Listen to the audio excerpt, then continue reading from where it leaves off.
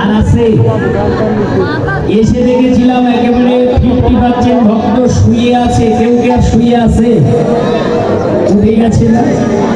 আমি সবাইকে উঠাই দিয়েছি আর যেন শুয়ে পড়ার চান্স না পায়। ওকে, মাঝে মাঝে জয় ধ্বনি হরিধ্বনি করবেন, সব কিছু করে চলে যাবে, শুধু কৃষ্ণ নামে প্রেম আর ভক্তি জন্মাবে।